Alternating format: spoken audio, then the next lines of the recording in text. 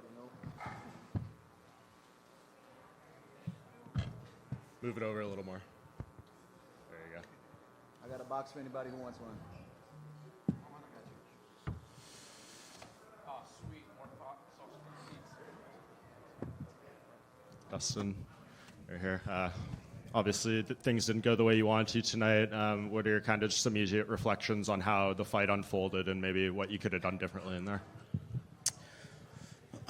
Man, honestly, similar to Khabib, his movement is really strange. The timing of it is really strange to get his cadence. I wanted to open up more and throw more volume, but when he would commit to the pocket, he would exit weird.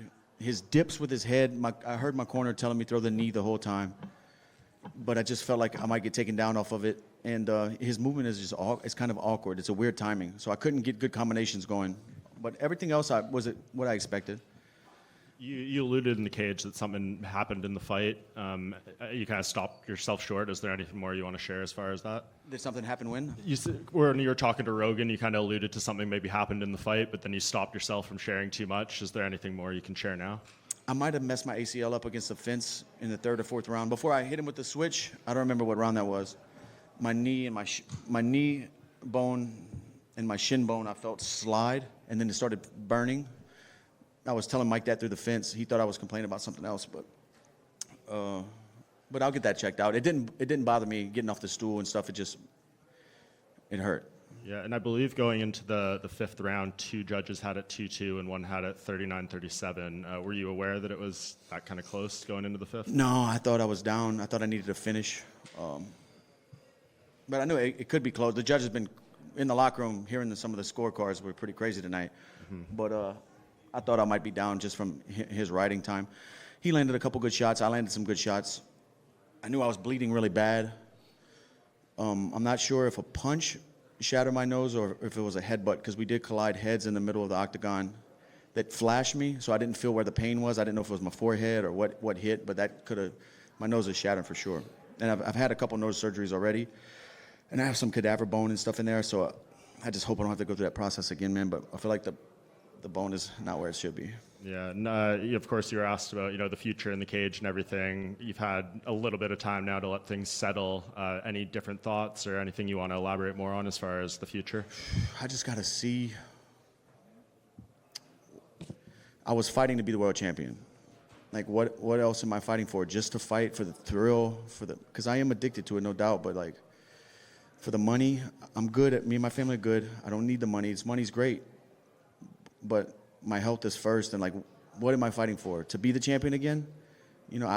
Will I ever get that shot? Even if I go on a streak, I don't know. But there's such a tough mountain to climb that I've climbed so many times. I'm 35, and I see people and hear people say that's not old. But I have 50 fights. I've been fighting since I was 17 years old. I fought my first cage fight when I was 18. I have 10 fights that are on my record. I have, and I've been in a bunch of battles. At some time, this is going to catch up to me. Obviously, I just fought the pound-for-pound #1 guy, and every time I got off the stool, I felt like I was going to win this fight. I remember thinking, getting off the stool, I'm going to be the world champion tonight. I felt it. So I just got to see. I beat a young guy last time out. I just competed with the #1 pound-for-pound guy and felt good doing it until the end. So I just got to see. I can still compete, but I don't want the sport to retire me and squeeze me out. I don't want to be one of those guys hanging on. I just honor and respect this too much, and we'll see. I don't know, but this could be my last fight. Yeah, and I know you like to go on the vacation with the family and everything, and kind of have your post-fight process. How do you when do you ultimately think you make a decision? It's I just got to digest everything, talk to my family, talk to my coaches, and see. There's no rush on it. But this could be my last fight. I don't know. I just got to get home and see what I'm fighting for. Well, whatever you decide to do, you're a legend and an asset to the sport, and I think everyone here appreciates everything you've done, so thank you so much. Thank you, man. And I really felt like going into this fight, I felt like whatever was going to happen is destiny. So whatever's going to happen, I can't control the outcome, just the process. So I try to enjoy the experience and the process of getting ready for another fight and walking out here to a crazy crowd and just the rush that comes along with that, And I enjoyed tonight. I did. I enjoyed it. Based on that enjoyment, if this was the last one and it was an amazing performance by yourself, would you be content with going out on this one? That's the problem. Tonight, if I would have won that belt, I would be content with everything I've done in the sport. It's just, I didn't get the ultimate goal. The reason I started fighting was to be the world champion, undisputed. And I didn't get it, you know. I don't know. I don't know. We've heard guys in the past, like Alex Volkanovski, for one, struggle with not competing, right? They think they're ready for it, and then he gets a prolonged break, and then suddenly realizes there are demons that he's not dealing with very well. Are you set up for a life post-fighting, or is that going to be a period of adjustment for you? No, I'm staying busy-wise. Yeah, or just like not having the competition in your life anymore. I don't know. I don't think anything will ever fill that void. I don't know what could fill that void. You know, I'm busy outside the octagon. I have a lot of things going on with my foundation, the businesses I own. I'm always busy, but nothing fills that void of competition that I've been doing for so long. The pureness of it, the one-on-one combat, the preparing myself. But fighting is such a selfish sport, man. And I've taken away from the people I love by focusing so much on myself and trying to master this craft. You know, I don't know. It's just a lot of stuff to weigh out. Do you think, I mean, how much of an input will you want from your family? Like if they say, look, we'd rather you quit, will you listen to them and just go with what they want? Or do you think I've still got a life and a purpose I want to serve as well? Like how does that conversations go? I know the answer to they want me to stop. But I know I can still compete with these guys. I just got to figure out what I'm fighting for. I mean, the last one for me, you know, sometimes we see guys change weight class, or they'll wait for the UFC to offer them a big money fight or against a legend of the sport, something like that. If there was anything that you think like, okay, like I'll do these one-off special fights, or do you need a purpose of like, no, if I'm going to keep doing this, then I'm setting a goal, I'm going for that? Yeah, it would have to be a goal, something that's hard to get, not like a big money fight and stuff like that. It has to be a goal. And switching weight, like, dude, I make 155 no problem, you know. Dustin. If this is the last one, I just want to say thank you for a great career, man. Thank you so much, man. It's been brought up that you tend to learn from your losses. You take away something from it. Not this one, but from like, it seems obviously you did a hell of a lot better against Islam than you did against Khabib. What did you learn from the Khabib fight that you think you were able to do excellent well, you know, in the takedown defense and the wrestling gear? Honestly, Islam, the things I learned against Khabib that I've never felt before, Islam did a lot of that and got me down with it, with the foot sweeps, with the balance, him switching where I needed to post to stay up. Those guys are good, man.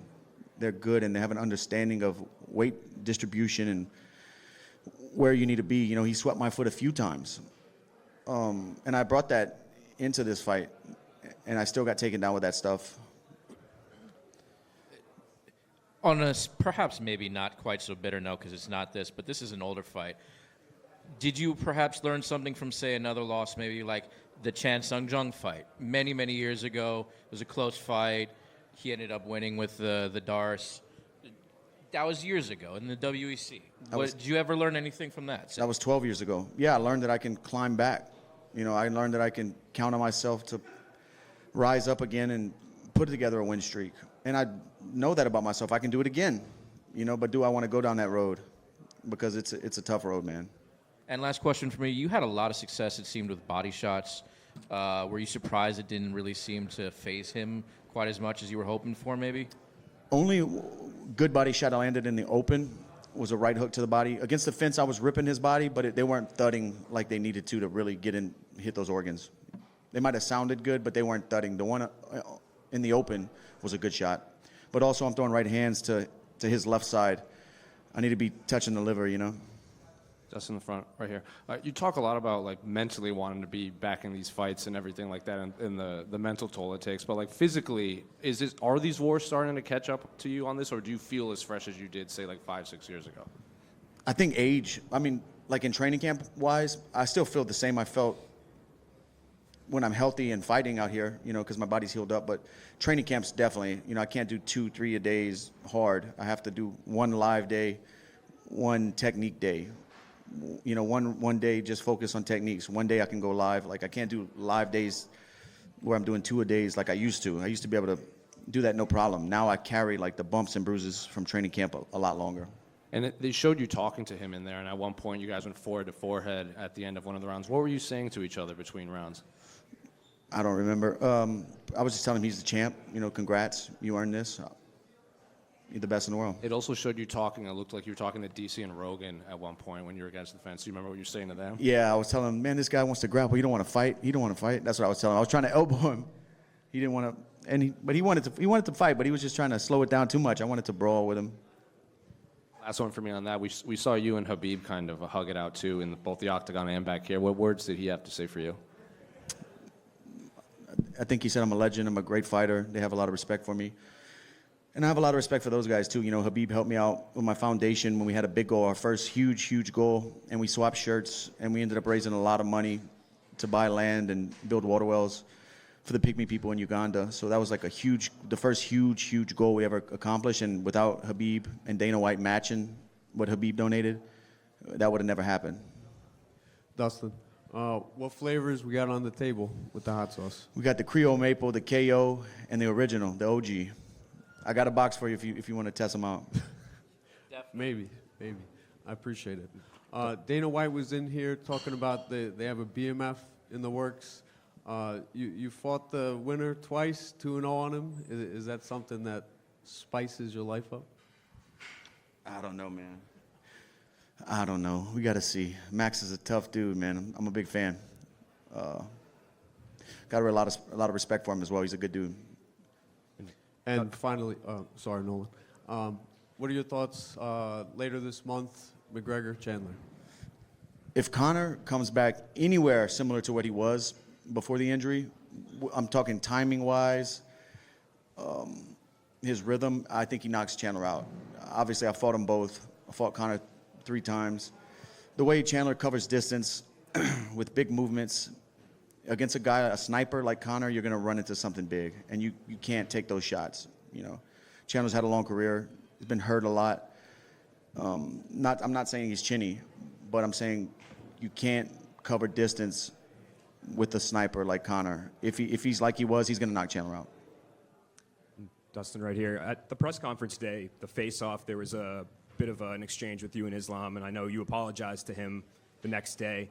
I guess what in a sport where getting inside your opponent's head at all costs is kind of part of the game, why did you feel the need to kind of to break that and make sure you guys were cool going into the fight? No, we didn't have to be cool. I just wanted him to know man to man I would never speak about his family. I called him motherfucker at the press conference. Like didn't plan to call him that. It was just he was in my face saying he was going to do what he did. and I just said it. And apparently in Dagestan they take the literal meaning of motherfucker. And I would never, that's not in my heart to speak about somebody's family. I don't know this guy's family. I wish him and his family the best. You know, I just wanted to tell him that, like, hey, it just got lost in translation. I would never speak about your family. But Dustin, sir, over here. You spent in the first 3 rounds around 6 minutes with Islam in your back, and you got up, and the crowd loved it. And by round 4, some people even saw that you were kind of getting in the groove, maybe even breaking him, blocking all of his take shots. By the end of round 4 in your corner, did you guys feel that the game plan was working? yeah, but they wanted me to be busier. And then by the time the later rounds came, we thought we might be down. We needed to finish. And I didn't open up. I should have opened up. You know, looking back, it's always easy to say what you should have, could have done. But in the heat of the moment, his timing was weird. I was trying to take chances. I heard him calling for the knee. He was dipping. I didn't do it. I thought I might get my legs swept or him grab a single. There's a bunch of things you can break down and wish you would have done different. But every time I got off the stool after each round ended, I felt like I was, okay, I'm getting my momentum. I'm getting my groove. I'm feeling good. You know, but that's fighting. Thank you, sir. It was a legendary fight. Thank you, sir. Islam right here. Oh, Islam. Sorry, Dustin. What do you think about Islam trying to training with Charles, the wrestling? It would be great for Charles to get out there and feel those guys' pressure, wrist control. Their hips are very strong. Yeah, I think it would help him with his wrestling, no doubt about it. Dustin, I just wanted to have one more for you. You know, you said about Khabib calling you a legend, Joe Rogan's calling you a legend, everyone's calling you a legend. For you personally, do you feel like a legend? Do you believe it when people talk to you? How do you feel now, you know? Because you came short of winning the title, but you've been around forever, you've had all these achievements. How do you feel about yourself in your career?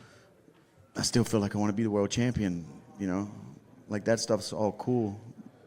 And I hope people do look at me like that. I've done a lot in sport. I've had some crazy fights that I'm proud of, you know, but I really want to be the world champion, you know. That's what hurts. But I'm proud of everything I've done in the sport. I'm proud of the comebacks I've made, the improvements I've made, my discipline to the craft. You know, this stuff isn't easy, man. This stuff isn't easy. Dustin, back here. With that being said, and you've acknowledging that this could be it, I know this is what you do, but if you elected to get back into the octagon, just how tough would that be to mentally lock back in when you start to think, okay, this could be the end of the road? I mean, I just did it preparing for this fight. When this fight came around, I was like, okay. Because when I fought in Miami at 299, I kind of thought, like, you know, this could be this could be the end. But I still feel good in there. That's the problem. Preparing, like if I decide to fight, preparing is that's when I feel normal. That's when everything in my life feels normal because I've been doing it so long. It's the opposite side of that. Not preparing is what scares me.